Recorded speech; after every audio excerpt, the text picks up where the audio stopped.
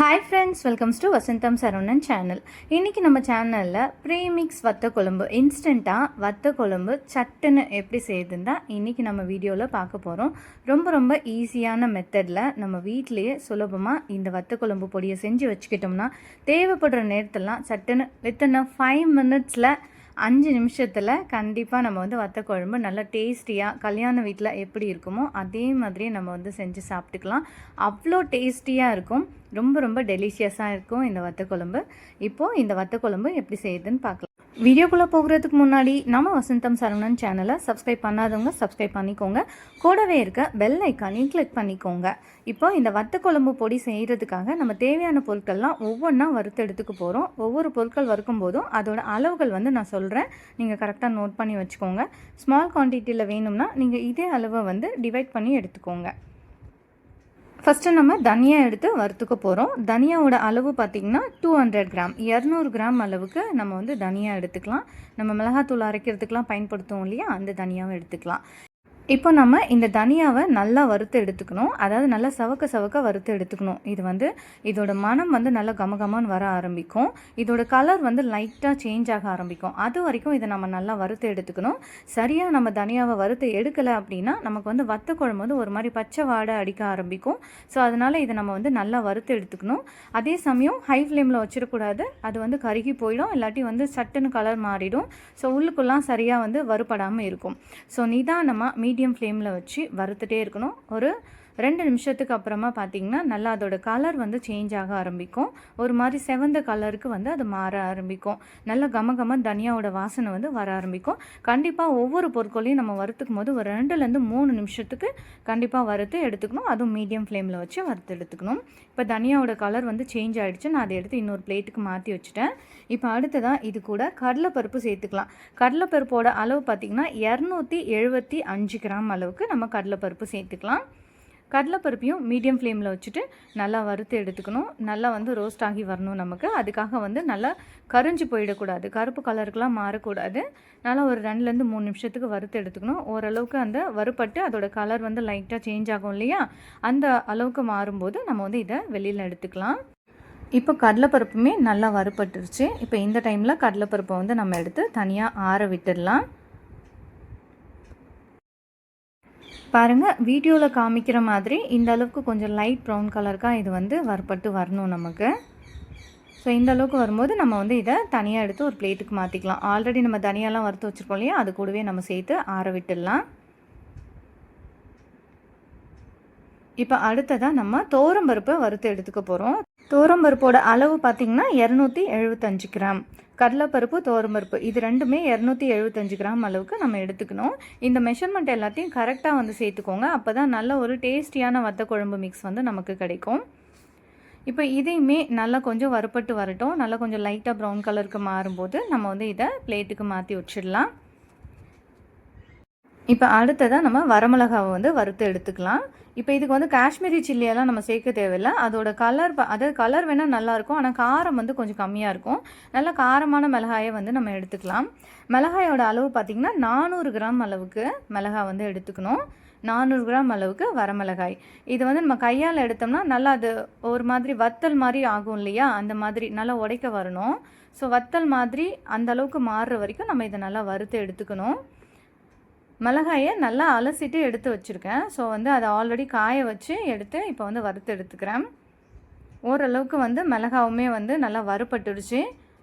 நம்ம எடுத்துக்கிற எல்லா பொருட்களுமே நம்ம நல்லா வறுத்து எடுத்துக்கணும். இது எதுக்காகனா நம்ம ப்ரீமிக்ஸ் வத்த குழம்பு பொடி தான் ரெடி பண்ண போகிறோம். அப்போ தான் 5 நிமிஷத்தில் நம்ம வத்த குழம்பு வைக்கும்போது அது நல்லா நம்ம எப்படி யூஸ்வலான ஒரு வத்த குழம்பு வீட்டில் செய்வோமோ அந்த அளவுக்கு டேஸ்டி கொடுக்கும். நம்ம சரியாக வறுக்காமல் விட்டுட்டோம்னா கண்டிப்பாக பச்சை வாடை தான் அடிக்கும்.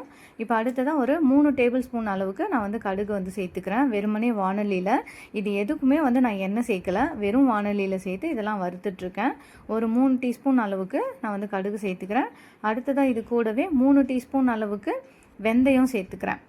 அது கூடவே 3 டீஸ்பூன் அளவுக்கு ஜீரகம் சேர்த்துக்கிறேன். இப்போ இது எல்லாத்தையும் வந்து நம்ம லேசாக வறுத்து எடுத்துக்கலாம். இதெல்லாம் வறுக்கும்போது நம்ம ஸ்டவ்வை வந்து ஸ்லோ ஃப்ளேமில் வச்சிடலாம். ஏன்னா சட்டுன்னு இதெல்லாம் வந்து கரிஞ்சு போயிடும். ஸோ அதனால் ஸ்டவ்வை வந்து ஸ்லோ ஃப்ளேமில் வச்சுட்டு மேக்ஸிமம் இந்த பேனில் இருக்க ஹீட்டே கூட இதெல்லாம் வறுக்கிறதுக்கு போதுமானதாக இருக்கும். எல்லாத்தையும் வறுத்த பிறகு அந்த பேனில் இருக்க ஹீட்லேயே நம்ம இதை வந்து வறுத்து எடுத்துக்கலாம். ஒரு 2 நிமிஷத்துக்கு இந்த ஜீரகமுமே நல்லா வறுப்பட்டு வரணும். அதே சமயம் வெந்தயத்தோட கலருமே மாறணும். ஸோ அந்த அளவுக்கு நம்ம வந்து இதை நல்லா வறுத்து எடுத்துக்கணும். இப்போ இதெல்லாம் நல்லா வறுப்பட்டுச்சு. இந்த ஸ்டேஜில் நல்லா காய்ஞ்ச கருவேப்பிலையை வந்து இது கூட ஒரு 2 கைப்பிடி அளவுக்கு சேர்த்துக்கிறேன். கருவேப்பிலையை பச்சையாக நம்ம சேர்க்கக்கூடாது. அப்படி சப்போஸ் சேர்க்குறீங்கன்னா தனியாக அந்த கருவேப்பிலையை நல்லா மொறுன்னு வறுத்து எடுத்து அதுக்கப்புறமா ஆட் பண்ணிக்கணும். அப்படி இல்லைன்னா கருவேப்பிலையை வந்து ஆல்ரெடி அலசி நல்லா காய வச்சு எடுத்துக்கோங்க. எடுத்த கருவேப்பிலையை நம்ம வந்து ஒரு டைமுக்கு வறுத்து எடுத்துக்கலாம். அப்போ தான் நமக்கு பூச்சி பிடிக்காமல் இருக்கும். அதே மாதிரி இப்போ வறுக்கிறோம் இல்லையா, இந்த கடுகு, ஜீரகம், அதுக்கடுத்து கருவேப்பிலை, இது எல்லாத்தையும் வெந்தயம், இது எல்லாத்தையும் நம்ம வறுத்து தனியாக எடுத்து வச்சுக்கணும். ஆல்ரெடி நம்ம வறுத்து வச்சுருக்கிற அந்த கடலைப்பருப்பு, தனியா இதோடெல்லாம் நம்ம வந்து சேர்த்துக்கக்கூடாது. இதை வந்து நம்ம தனியாக எடுத்து ஒரு பிளேட்டுக்கு மாற்றி வச்சுக்கலாம். இப்போ இது நல்லா வறுப்பட்டுச்சு, தனியாக நம்ம எடுத்துக்கலாம். இப்போ அடுத்ததாக நம்ம புளி வந்து வறுத்து எடுத்துக்க போகிறோம். நல்லா ட்ரை பேனில் எண்ணெய் எதுவும் சேர்க்காமல் நம்ம வந்து வெறுமனே இந்த புளியை வந்து வறுத்து எடுத்துக்கலாம். மீடியம் ஃப்ளேமை விட கொஞ்சம் கம்மியாக வந்து ஃப்ளேமை வந்து குறைச்சி வச்சுக்கணும். புளியோட அளவு வந்து 400 கிராம் அளவுக்கு புளி வந்து தேவைப்படும்.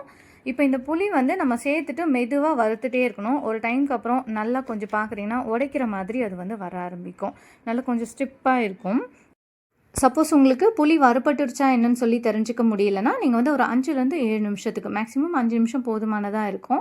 ஸோ நீங்கள் இந்த புளியை எடுத்து வறுத்துட்டதுக்கு அப்புறமா ஆற வச்சிங்கன்னா நல்லா கொஞ்சம் முடன்னு இருக்க மாதிரி இருக்கும். கையால் வந்து உடைக்கிற மாதிரி இருக்கும். ரொம்ப அந்த அளவுக்கு இருக்கும்னு கிடையாது, பட் ஓரளவுக்கு அந்த மாதிரி இருக்கும். புளி வறுக்கிறது வந்து ரொம்ப ரொம்ப இம்பார்ட்டண்ட். ஏன்னா இதை நம்ம வந்து ஸ்டோர் பண்ணி வச்சுக்கலாம். புளியில் வந்து சட்டுன்னு வந்து புழு வச்சிரும், பூச்சி பிடிச்சிரும். அதனால் புளியை வந்து நல்லா கம்ப்ளீட்டாக நல்லா வறுத்து எடுத்துக்கணும். அப்போ தான் நமக்கு வந்து இந்த பொடி ரொம்ப நாளைக்கு நம்ம வந்து ஸ்டோர் பண்ணி வச்சுக்கலாம். இப்போ அதே வானொலியில் ஒரு 50 கிராம் அளவுக்கு சுண்டைக்காய் வத்தல் வந்து சேர்த்துருக்கேன். அதையும் நல்லா வறுத்து எடுத்துக்கலாம். வத்தல் எல்லாமே ஒரு 2லேருந்து 3 நிமிஷம் வறுத்தா போதுமானதாக இருக்கும். இப்போ சுண்டைக்காய் வந்து ஓரளவுக்கு நல்லா சூடாகிடுச்சு. ஸோ இந்த ஸ்டேஜில் இன்னும் ஒரு 50 கிராம் அளவுக்கு மணத்தக்காளி வத்தல் எடுத்திருக்கேன். ஸோ அதையுமே இது கூட சேர்த்துக்கிறேன். சுண்டைக்காய் கொஞ்சம் சைஸ் பெருசாக இருக்கிறதால நான் வந்து ஒரு நிமிஷத்துக்கு இதை நல்லா வறுத்துட்டு அதுக்கப்புறமா இது கூட வந்து ஒரு 50 கிராம் அளவுக்கு மணத்தக்காளி வத்தல் வந்து நம்ம சேர்த்துக்கிறேன். என்கிட்ட 2 வத்தலுமே இருக்குது, அதனால் நான் வந்து 2 இதையுமே சேர்த்துக்கிறேன். சப்போஸ் உங்களுக்கு இந்த மணத்தக்காளி வத்தல் தான் சிலருக்கு பிடிக்கும், சிலருக்கு வந்து இந்த சுண்டைக்காய் வத்தை குழம்பு தான் பிடிக்கும்.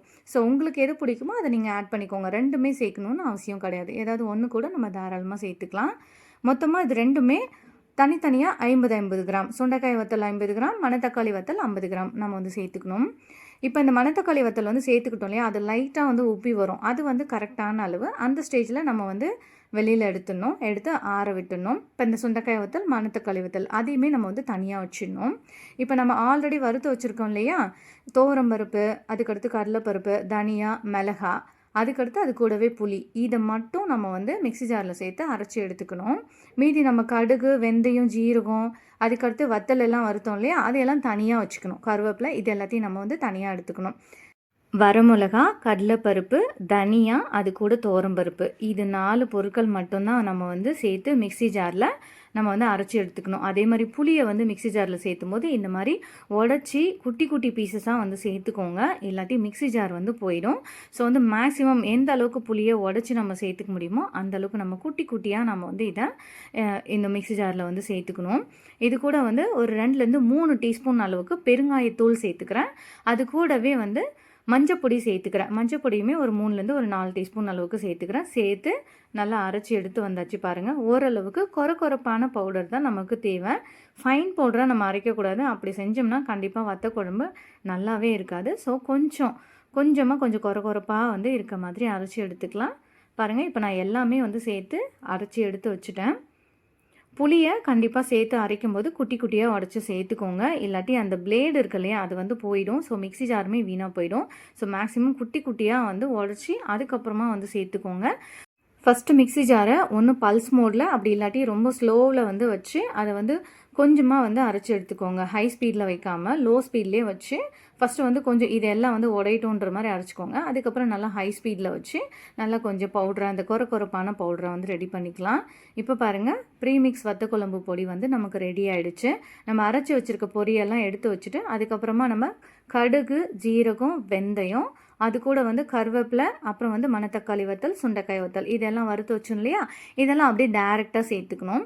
ஸோ இதெல்லாம் நம்ம அரைச்சி சேர்க்கக்கூடாது. அரைச்சி சேர்த்தாக்கா அதோட டேஸ்ட் வந்து மாறி போயிடும். ஸோ இதை நம்ம அப்படியே டேரெக்டாக சேர்த்துட்டு இதை நல்லா நம்ம மிக்ஸ் பண்ணி வச்சிடணும். இதை அப்படியே நம்ம ஒரு ஏர்டைட் கண்டெய்னரில் ஸ்டோர் பண்ணி வச்சுக்கிட்டோம்னா கண்டிப்பாக ஒரு 3 மாதத்துக்கு வெளியில் வச்சே நம்ம வந்து பயன்படுத்திக்கலாம். கெட்டு போகாமல் இருக்கும். ஃப்ரிட்ஜில் வச்சு பயன்படுத்தும் போது கண்டிப்பாக 6 மாதம் வரைக்கும் கெட்டு போகாமல் இருக்கும். ஸோ நம்ம எந்த அளவுக்கு வறுத்துக்கிறோமோ, இதில் சேர்க்குற அந்த இன்க்ரீடியன்ட் எல்லாத்தையும் வறுத்துக்கிறோமோ அந்த அளவுக்கு ரொம்ப நாளைக்கு இது கெட்டு போகாமல் இருக்கும்.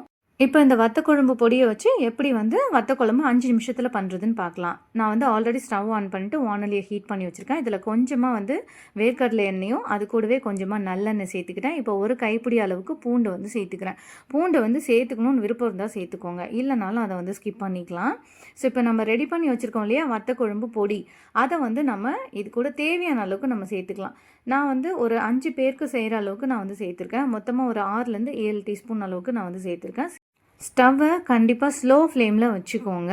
எண்ணெய் சூடான பிறகு ஸ்டவ்வை ஸ்லோ ஃப்ளேமில் வச்சுட்டு அதுக்கப்புறமா இந்த வத்தக்குழம்பு ப்ரீமிக்ஸ் பொடியை சேர்த்துட்டு 1 நிமிஷத்துக்கு கிளறினாலே போதுமானதாக இருக்கும். அதுக்கு மேலே நம்ம கிளற தேவையில்லை, பொடி வந்து கரிஞ்சு போயிடும். 1 நிமிஷம் சும்மா ஜஸ்ட் நம்ம சேர்த்து ஒரு 2 கிளறிட்டு அதுக்கப்புறம் தேவையான அளவுக்கு நம்ம தண்ணி சேர்த்து இதை வந்து கொதிக்க விட்டுற வேண்டியதான். 5 நிமிஷம் இது கொதிச்சாலே போதுமானதாக இருக்கும். ஃபஸ்ட்டு வந்து அந்த பொடியோட கன்சிஸ்டன்சி வந்து நமக்கு கொஞ்சம் கெட்டியாக இருக்க மாதிரி இருக்கும். அதுக்கப்புறமா நம்ம கொஞ்சமாக தண்ணி சேர்த்து நமக்கு தேவையான அளவுக்கு எந்த அளவுக்கு குழம்பு வந்து கெட்டியாக இருக்கணுமோ ஸோ அந்த அளவுக்கு மட்டும் நம்ம தண்ணி வந்து சேர்த்துக்கலாம். கரெக்டாக 5 நிமிஷம் கண்டிப்பாக கொதிக்கணும் இந்த குழம்பு. தேவையான அளவுக்கு உப்பு சேர்த்துடலாம். பாருங்கள், ஸ்டார்டிங்கில் தண்ணி சேர்த்தோடனே அது நல்லா வெந்து அந்த வந்து பாயில் ஆக ஆரம்பித்தோடனே நல்லா வெந்து கெட்டி ஆகிடுச்சு. அதுக்கப்புறம் கொஞ்சம் கொஞ்சமாக நம்ம தண்ணி சேர்த்து கரெக்டான கன்சிஸ்டன்சிக்கு நம்ம கொண்டு வந்துக்கணும். ஸோ இப்போ இதை வந்து ஒரு 5 நிமிஷத்துக்கு இதை அப்படியே கொதிக்கட்டும். இது கொதித்து எண்ணெய் வந்து பிரிஞ்சு வர ஆரம்பிக்கும். அதுக்கு மேலுக்கு பாருங்கள், நம்ம போட்ட வத்தலெல்லாம் எவ்வளோ அழகாக சூப்பராக கலர்ஃபுல்லாக தெரியுது. இதை அப்படியே மூடி போட்டு வச்சிடலாம். கரெக்டாக 5 நிமிஷத்துக்கு அப்புறமா ஓப்பன் பண்ணி பார்க்கலாம். பாருங்கள், இந்த குழம்போட மேலெல்லாம் அந்த எண்ணெய் எல்லாம் நம்ம சேர்த்துருக்கோம் இல்லையா, அதெல்லாம் நல்லா தனியாக பிரிஞ்சு வர ஆரம்பிக்கு. ஸோ குழம்புமே நல்லா சுருண்டு வந்திருக்கு. ஸோ இதில் வந்து நான் கொஞ்சமாக பச்சையாக கருவேப்பிலை வந்து அலசிட்டு சேர்த்துருக்கேன். கொஞ்சம் ஃப்ளேவர் வந்து நல்லா இருக்குன்றதுக்காக இது சேர்க்கணும்னு அவசியம் இல்லை, விருப்பம் தான் உங்ககிட்ட இருந்துச்சுன்னா நீங்கள் சேர்த்துக்கோங்க. இதுலேயே நம்ம வந்து காய்கறிகள் கூட வந்து சேர்த்துக்கலாம். இந்த மொச்சக்கொட்டைலாம் இருக்கு இல்லையா, அதெல்லாம் ஊற வச்சு வேக வச்சு சேர்த்துக்கலாம். கத்திரிக்காய், உருளைக்கிழங்கு இந்த மாதிரி காய்கறிகள் எல்லாமே சேர்த்து கூட இந்த வத்த குழம்பு பண்ணலாம். அப்படி இல்லைன்னா இப்படி வெறுமனே கூட பண்ணலாம். கல்யாண வீட்டில் எப்படி எவ்வளோ டேஸ்டியாக இருக்குமோ அந்த அளவுக்கு இந்த வத்தக்குழம்பு சூப்பரான ஒரு டேஸ்ட்டில் இருக்கும். கண்டிப்பாக ட்ரை பண்ணி பாருங்கள், கேரண்டியாக சொல்கிறேன். 5 நிமிஷத்தில் இந்த குழம்பு நம்ம செஞ்சு முடிச்சிடலாம். எண்ணெய் மட்டும் நம்ம சூடு பண்ணாலே இந்த பொடியை போட்டு சட்டுன்னு இந்த குழம்பு ரெடி பண்ணிக்கலாம். ஓகே ஃப்ரெண்ட்ஸ், கண்டிப்பாக நீங்களும் இதே மெத்தடை ஃபாலோ பண்ணி உங்கள் வீட்டில் இந்த ப்ரீமிக்ஸ் வத்தக்குழம்பு பொடியை செஞ்சு பாருங்கள். செஞ்சு பார்த்துட்டு இதோட டேஸ்ட்டு எப்படி இருந்ததுன்னு கமெண்ட் பண்ணுங்கள். இந்த வீடியோ உங்களுக்கு ரொம்ப பிடிச்சிருந்தா இந்த ரெசிபியை உங்களோட ஃபேமிலி அண்ட் ஃப்ரெண்ட்ஸ்க்கு ஷேர் பண்ணுங்கள், லைக் பண்ணுங்கள், கமெண்ட் பண்ணுங்கள். Thanks for watching. அண்ட் இந்த ப்ரீமிக்ஸ் வத்த குழம்பு பொடி வந்து பேச்சுலர்ஸ்க்கு ரொம்ப யூஸ்ஃபுல்லாக இருக்கும். ஏன்னா 5 நிமிஷத்தில் இந்த பவுடரை போட்டு நீங்கள் தண்ணி ஊற்றி கொதிக்க வச்சா அவங்களுக்கு சட்டுன்னு குழம்பு வந்து ரெடி ஆகிடும்.